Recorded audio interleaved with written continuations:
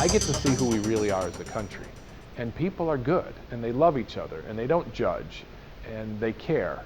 Live, laugh, and love.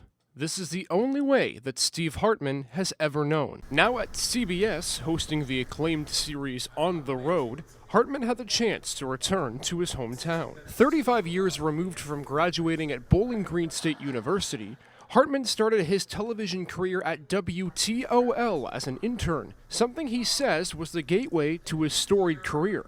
You need a foot in the door, and in our business, your foot in the door is your internship. I knew once I got my foot in the door, that's all I needed.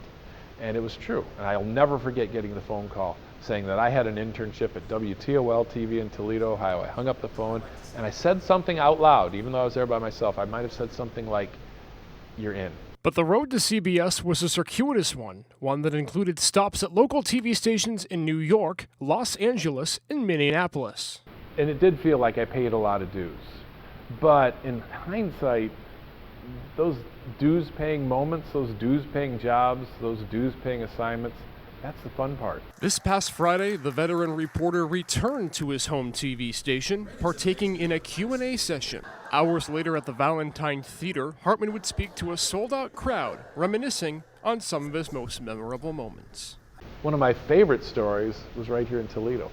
A little kid with who found a $20 bill in a Cracker Barrel parking lot.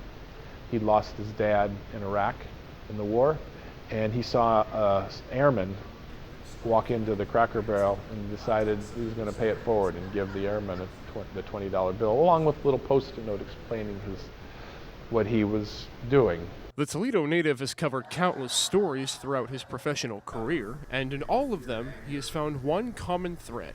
People are good. You watch the rest of the newscast, the stuff that comes before me.